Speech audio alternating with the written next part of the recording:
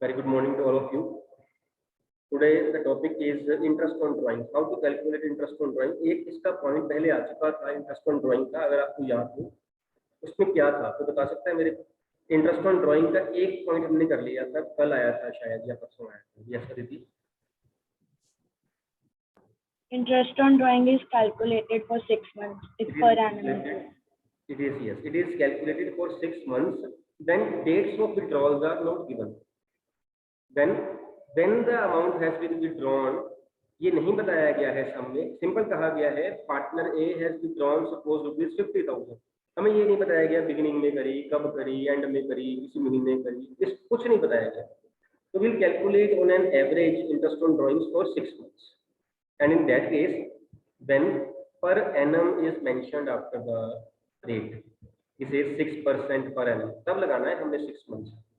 इस केस में अगर पर एनम नहीं लगा वो 6 मंथ्स का ही लगाना, जो परसेंटेज है पूरे साल की लगा देंगे। ठीक है, ये एक अलग केस था जो पहले आ गया, लेकिन इसके अलावा कई केसेस हैं। एक्चुअली जो इंटरेस्ट ऑन ड्राइंग की जो कैलकुलेशन है ना वो डिपेंड करती है कि ड्राइंग्स आर यूनिफॉर्म और not. Uniform means regular drawings है या इरेगुलर है ना। What is the meaning of regular drawings? Regular drawings mean एक अमाउंट भी फिक्स, एक डेट भी फिक्स और एक टाइम पीरियड भी फिक्स, इंटरवल भी फिक्स। पार्टनर ने सपोज हर महीने फर्स्ट डेट को 5-5 हज़ार रुपया विड्रॉ किया। अब यहाँ पे अमाउंट फिक्स, उसने कहा सपोज अगर हम सेशन की बात करें तो अप्रैल 1 को उसने 5,000 रुपीज विड्रॉ किए अपने, उसने मई को किए 5,000, उसने ऐसे करते करते जून 1, जुलाई 1, अगस्त 1 till last month that is March 1 उसने 5,000 रुपीज जो है वो विड्रॉ किए अपने पर्सनल यूज के। This is regular drawings. अगर वो मार्च 1 ना होती, अप्रैल 1 ना होती, अगर ये 15 होती suppose, means middle of each month है ना। देखो ना आप, डेट भी फिक्स, अमाउंट भी फिक्स, टाइम इंटरवल भी फिक्स, हर महीने पूरे महीने के बाद। This is again regular drawings और यूनिफॉर्म ड्राइंग्स। ये भी रेगुलर वाला case. It may be eight the end of the month, से 30th April, 31st May up to 31st of March. It is also a case of regular drawings. Getting my point or not? Getting my point? ठीक है, ये हर महीने हो रहा है। अगर वो हर क्वार्टर विड्रॉ करता है, that will also be a case of regular drawings. Now anyone can tell me the quarters. How many quarters are there in a year? 4 कौन से कहाँ से शुरू हो रहे हैं, कहाँ पे खत्म हो रहे हैं? फर्स्ट क्वार्टर कौन सा है फाइनेंशियल ईयर का? कौन बताएगा? बोल देना है अप्रैल। हाँ जी बता दो, ऐसे बोल दो बेटा, बोल दो। April to June. April to June, yes we can say first April to 30th June चलेगा। अप्रैल टू जून बिल्कुल सही आंसर है। फर्स्ट क्वार्टर ये हो गया। Second quarter July first July to September. First July to 30th September. Then next quarter, third quarter, 1st October to 30th December, 31st December.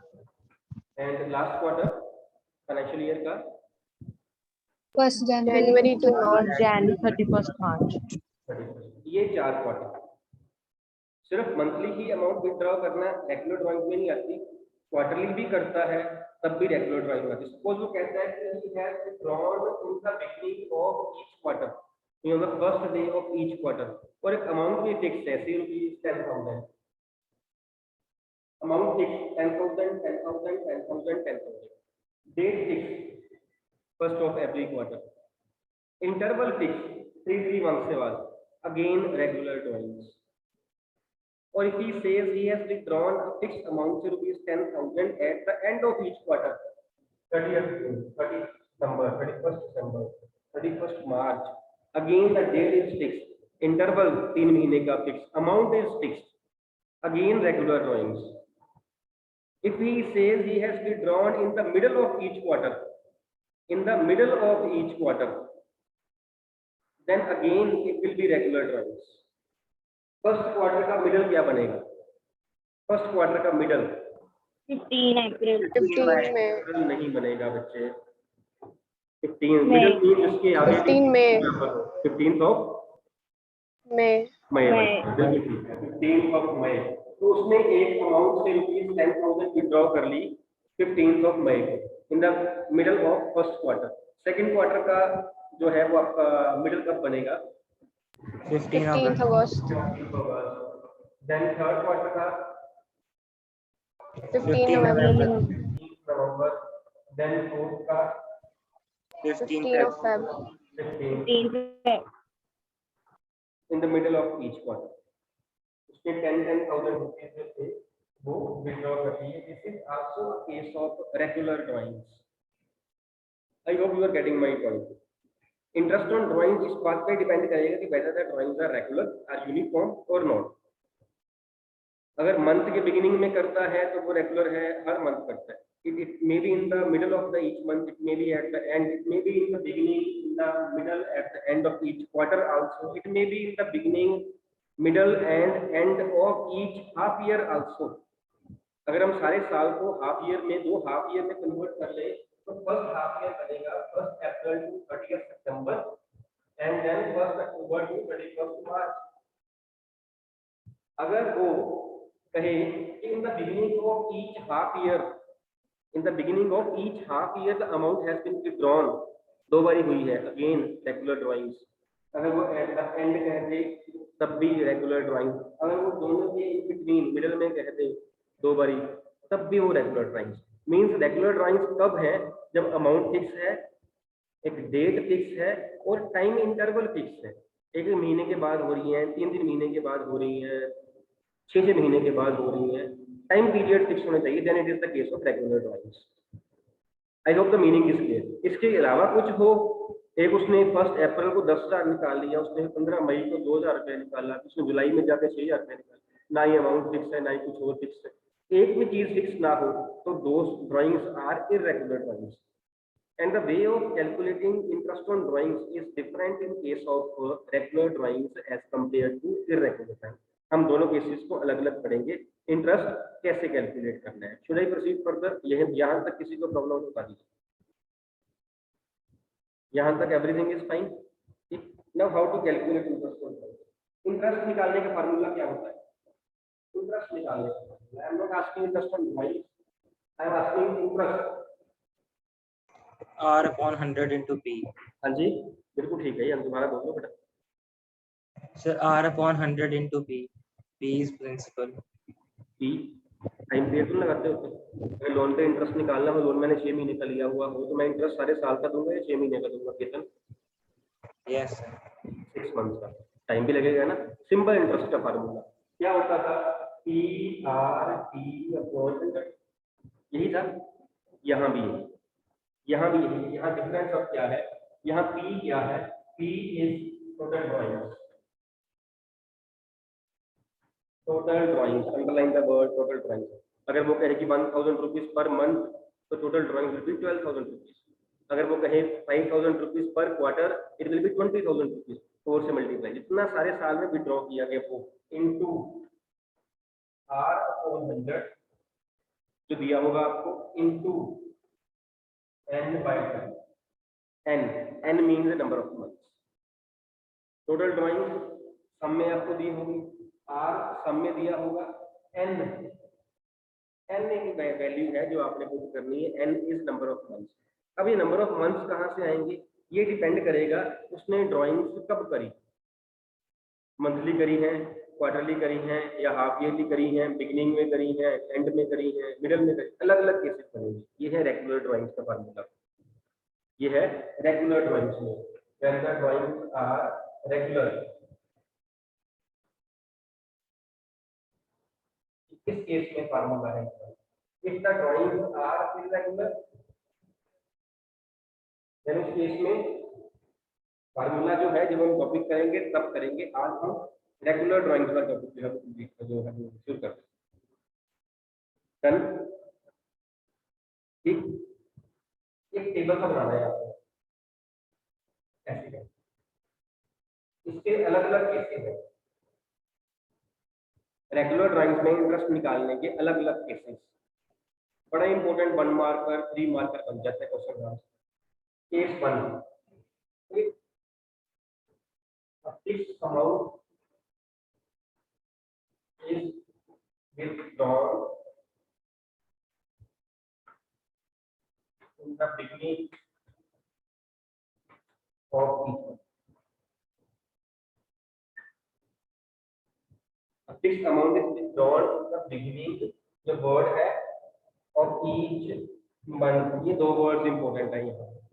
Amount is fixed, जैसे हम बात कर रहे थे अभी, उसने अप्रैल 1 को इतना पैसा निकाला से रुपीज 2000, मई 1 को 2000, जून 1 को 2000, जुलाई 1 को 2000, ऐसे उसने मार्च 1 तक हर महीने बिगिनिंग ऑफ ईच मंथ उसने एक फिक्स अमाउंट जो है वो विथड्रॉ कर लिया।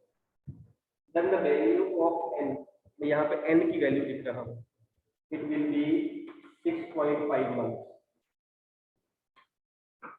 यहाँ आपने 6.5 लगाना है एन की जगह पे, means interest will be calculated for 6.5 months in this case if the amount is withdrawn in the beginning of each month। वहां बताया गया होगा पार्टनर ने एक फिक्स अमाउंट कब विथड्रॉ करी, जब उसने बिगिनिंग ऑफ ईच मंथ करी है तो 6.5 months का इंटरेस्ट कैलकुलेट किया जाएगा ना। व्हाट इज दिस 6.5 ना, 6 ही कर लेते, सोखा सा तो रहता, या 7 करते, 8 कर लेते है ना, 8/12 कट जाता, 6.5 ही क्यों किया। रेगुलर ड्राइंग में नंबर ऑफ मंथ्स निकालने का एक फार्मूला है, ये 6.5 कहाँ से आया मैं ये बता रहा हूँ आपको। 6.5 n is equal to, this is in case of regular terms, n is equal to time left after first withdrawal। I hope जो लिखा है वो समझ आ रहा है, तो मैं शॉर्ट में लिख रहा हूँ। Time left after first withdrawal plus time left after last withdrawal divided by उसकी एवरेज।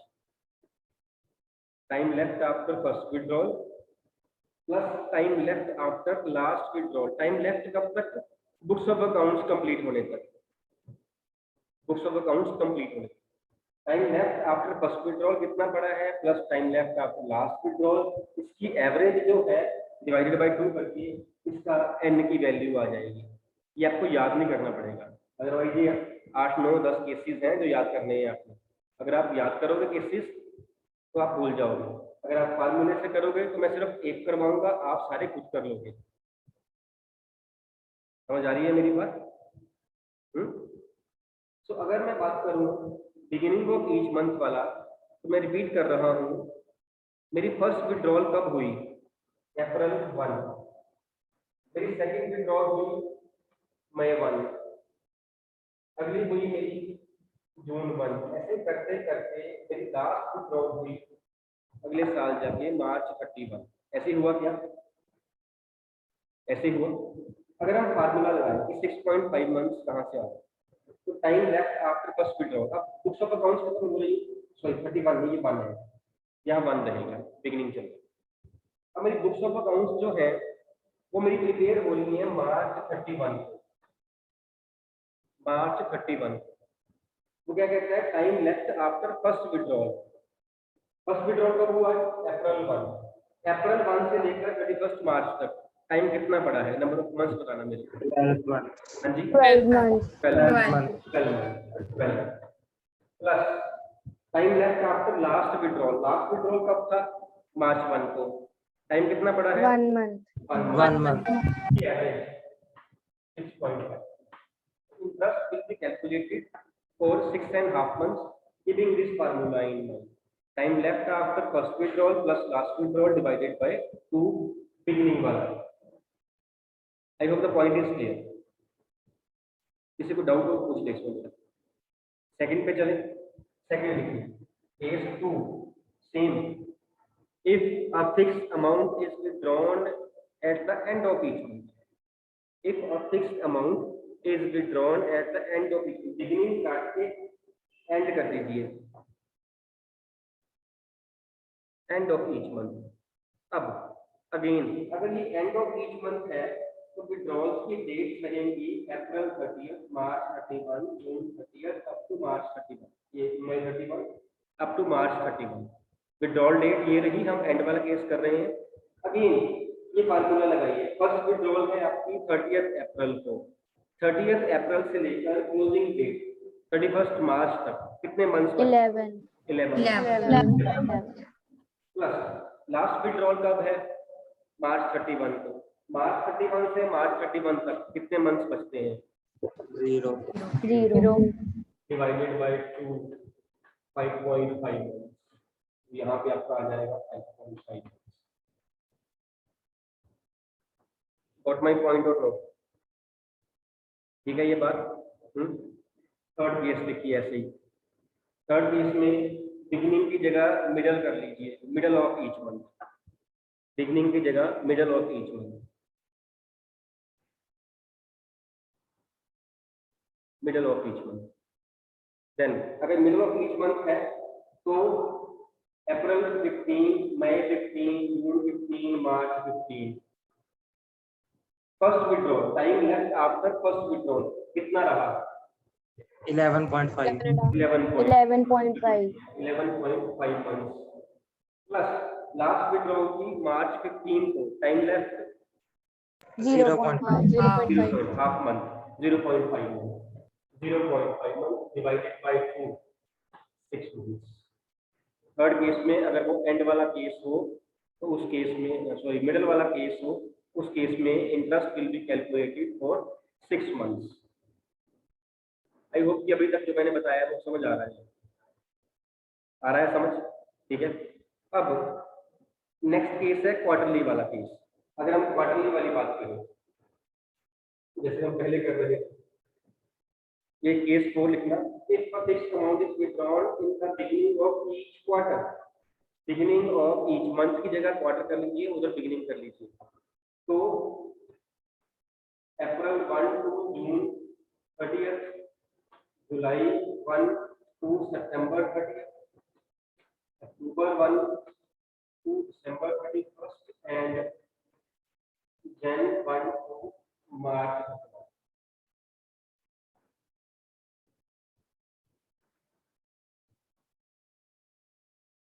ठीक है, यही in the beginning of each quarter.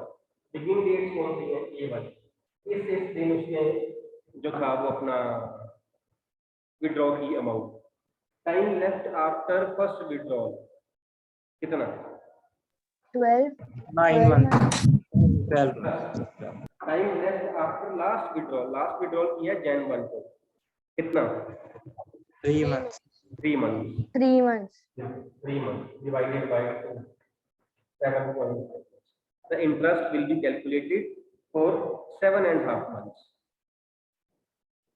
Shortcut है ये निकालने का, है ना? अदरवाइज तो मैं 12 महीने का अलग अलग इंटरेस्ट निकालना पड़ता है और हम उसको बाद में ऐड करते हैं। एक अगर हम बिगिनिंग ऑफ ईच मंथ की बात करें तो पहले महीने का अलग इंटरेस्ट निकालते, दूसरे का अलग निकालते, तीसरे का अलग निकालते, ऐसे 12 महीने का अलग निकाल के प्लस करते उसको, तो हमारा आंसर आता, जबकि यहाँ पर 6.5 से ही आ जाएगा। ठीक है, तो क्वार्टरली में फर्स्ट केस बन गया आपका 7.5 months when the amount has been withdrawn in the beginning of each quarter. अगर यही हो at the end of each quarter, ये वाली date at the end of each quarter, first withdrawal कब है? जून 30 को। Money time left after first withdrawal 9 months. 9 months. June 30 के बाद 9 मंथ्स पड़ेगा, plus time left after last withdrawal 0 months. March 31 को withdraw करा है, मार्च 31 बुक्स को कौन सा 0 डिवाइडेड बाय 2, तो interest will be calculated for 4.5 months. Done?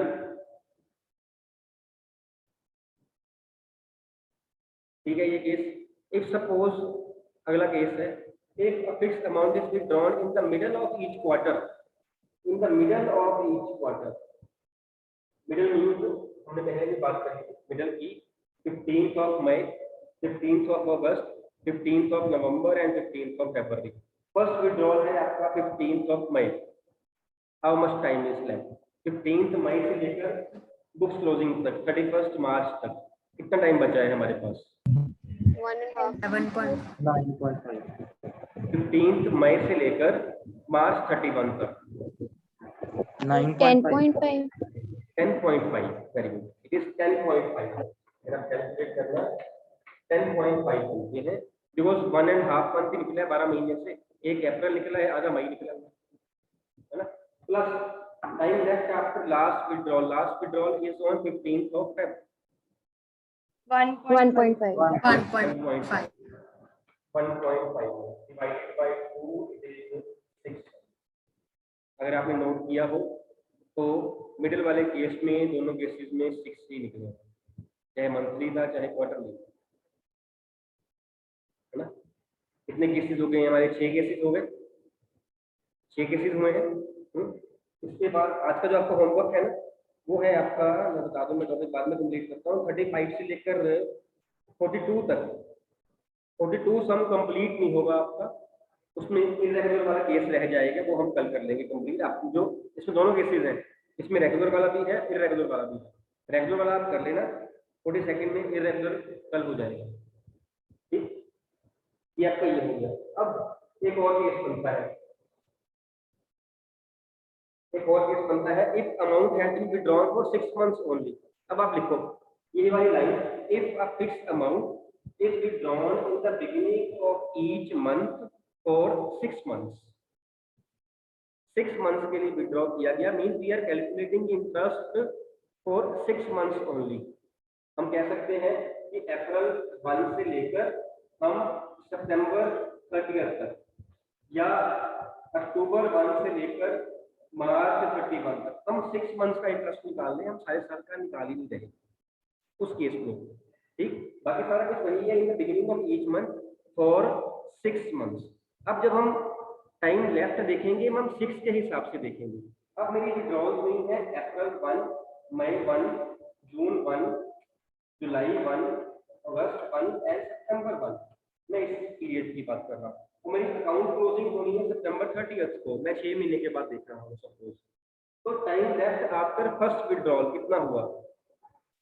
April 6 months. सितंबर 30 तक कितना हुआ? 6 months. 6 months plus time left after last withdrawal सितंबर 1 से लेकर सितंबर 30 तक 1 month. 1. 3.5. If a fixed amount is withdrawn at the end of each month for 6 months, तब dates of withdrawal हमारी बन जाएंगी अप्रैल 30, मई 31, जून 30 तक, सितंबर 30। This is at the end of each month for 6 months. Then time left is 5 months. First withdrawal 5 months. Last withdrawal 0 months divided by 2, 2.5. Clear है ये बात? Clear है? जो मैंने कर दिया है केस, तो आपको समझ आ गया। Eight the end of each month for 6 months, तो हम 6 मंथ्स तक का, यहाँ तक का देखेंगे 6th मंथ तक। If same next case, if a fixed amount, this is case number 9, I hope 9 ही है ना, 9 ही लिखवा रहा हूँ ना मैं। If a fixed amount is withdrawn in the middle of each month for 6 months, in the middle of each month for 6 months, then dates of withdrawals are April 15, May 15 up to September 15. First withdrawal के बाद time कितना बचा है? 5.5 months. 5.5. 5.5 months plus time left after last withdrawal 0.5. divided by 2. Then the interest will be calculated. Here you will write 3 months. Interest will be calculated for 3 months only. 9 cases हो गए। एक last case वो वाला जो हमने कल किया था, if dates of withdrawals are not mentioned, then Interest for 6 months. 6 months. 6 months. Yeah, dates of withdrawal उसमें ऐसे कह दिया, partner A has withdrawn ₹1 lakh during the year, बताया है नहीं कब किया है, ठीक। 6 मंथ्स का निकाल देंगे। सिर्फ नंबर ऑफ मंथ्स ही आपने याद करने हैं, ड्राइंग्स आपको दी होनी है, रेट ऑफ इंटरेस्ट आपको दिया होगा। इससे आपके सम नंबर 35 से लेकर 42 हाफ ये हो जाएगा। इसको हम कल डिस्कस करेंगे और फिर आगे चलेंगे। Done? Any doubt in this today's lecture? Should I and the meeting? कल आप सम्स करके आना ये वाले, वो हम डिस्कस करेंगे, पहले आपकी प्रॉब्लम्स उसके बाद चलेंगे, ठीक है?